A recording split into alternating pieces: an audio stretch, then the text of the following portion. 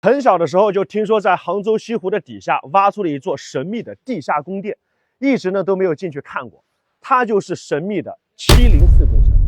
很多人都只是听过，但从来没有见过。因为当年修建的时候呢，是最高级别的保密工作，就连开车运输材料的司机中途呢都要更换3次以上。这么高级别的地方究竟是干什么的？今天我们就一起进去看看，这里面究竟隐藏了什么。走吧。704工程因为修建的时间呢是1970年的4月，所以取名为704。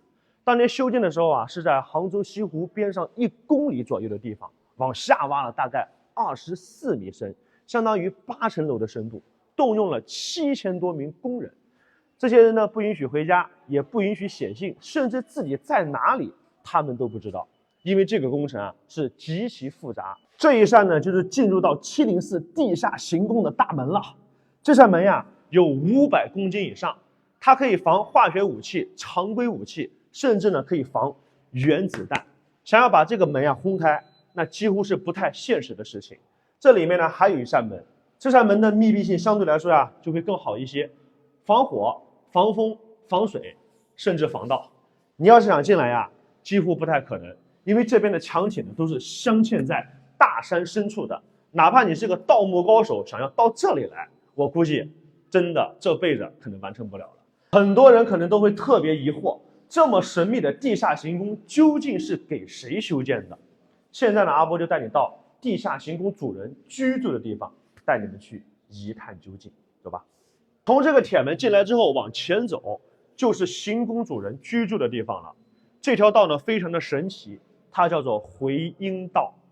这条道呢，即使你走在里头的时候，脚步再轻，也会被他们的中央的监听系统给监听到。另外一个呢，哪怕你在里面很轻声的说话，你在这头讲话，另外一头也会很清楚的就听到你的声音。所以说回音道起到的一个作用就是保护行宫主人的安全。在通往行宫主人居住的路上呢，有很多这样的电子加热器。很多人可能会问，这东西到底是干嘛的？其实它主要就是起到一个恒温的作用。那么为什么要恒温呢？因为行宫的主人呀，据说当年在战场上啊受过这个枪伤，导致晚年的时候呢，怕风、怕水、怕光，而且也惧怕潮湿。到了什么程度呢？大概就是见风就感冒，见水就拉稀的地步。所以在整个地下行宫里面，很多地方都加了这样的电子的加热器，来保证整个地下室的干燥和温暖。我们继续往前走。这里呢看起来很复杂呀，其实它的用法非常的简单。它呢就是一个通风的机房。因为我们现在呢是在地下24米左右的行宫里头，它的空气啊相对来说没有这么充足，所以说我们要把上面新鲜的空气送到这个地下行宫里面来，必须要通过这个通风的机房，让地下跟地上的空气产生对流，所以地下才能够保证空气的畅通。这里呢就是行宫主人曾经生活跟居住的卧室了。这个卧室看起来非常的普通整洁，但是这里面啊却暗藏玄机。大家看一看卧室的窗户啊，它有个特点，从里面能够清楚的看到外面，但是从外面啊看里头却非常的模糊，就提高了整个卧室的隐蔽性跟安全性。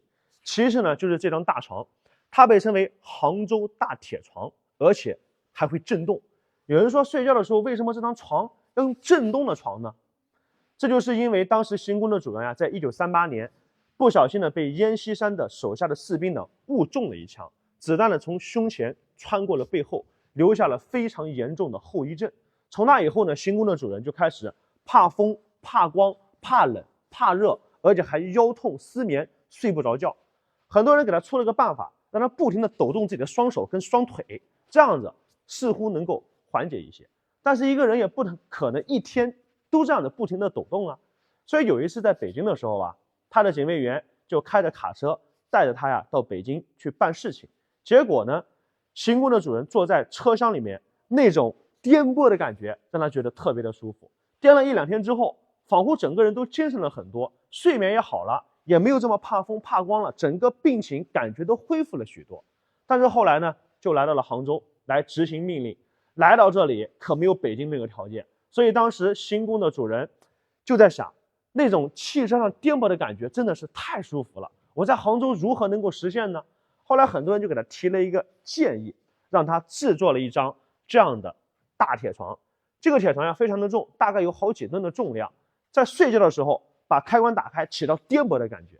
但是这种颠簸的感觉跟实际在车厢颠簸的感觉还是有差别的。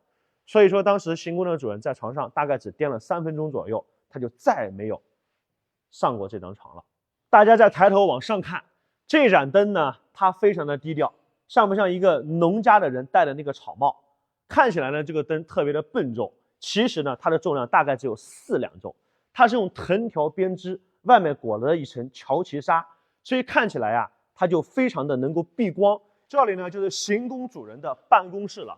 他这个人呀，对办公室的要求，一是大，二是空。为什么会有这样特殊的要求呢？因为他这个人喜欢踱步，大家都说他是战神，所以战神在办公室里面踱步的时候，你看着他在踱步，其实呢，他是在来回的不断的在思考问题。但是晚年呀，因为他的伤病的问题，所以大家看到这个场景，警卫员在跟他汇报工作的时候，间隔的距离大概有2到3米左右。